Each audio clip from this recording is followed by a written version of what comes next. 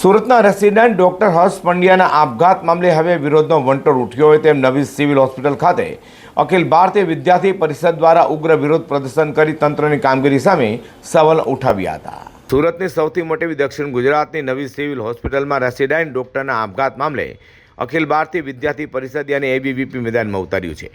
એબીવીપીના કાર્યકરોએ નવી civil hospital ખાતે વિરોધ પ્રદર્શન કરી શરમ કરોના નારા લગાવ્યા હતા।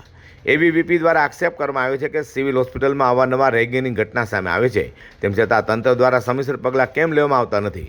ફરિયાદો કરવામાં આવી હોવા છતાં કાર્યવાહી ન થઈ હોવાના પણ ગંભીર આક્ષેપો કરાયા છે। હર્ષ પંડ્યા ડોક્ટરના આપઘાત મામલે જવાબદારો સામે કડક કાર્યવાહી અને રેગિંગ પર રોક લગાવવાની માંગ સાથે એબીવીપીએ તેને વિરોધ નોંધાવ્યો છે।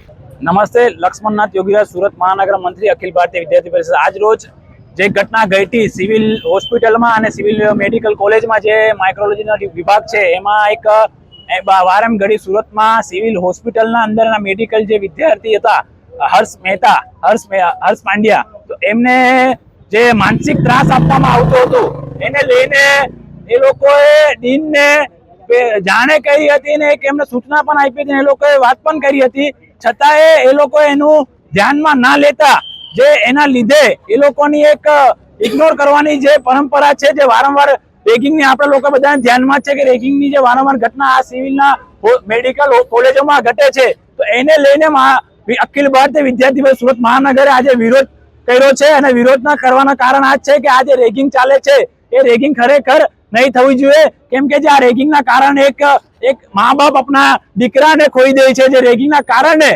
યુવાન ડોક્ટરના આપઘાતને લઈને એબીવીપી દ્વારા વિરોધ કરી રેગિંગ પર રોક લગાવવાની માંગ સાથે જવાબદારો સામે કડકમાં કડક કાર્યવાહીની માંગ કરાઈ છે।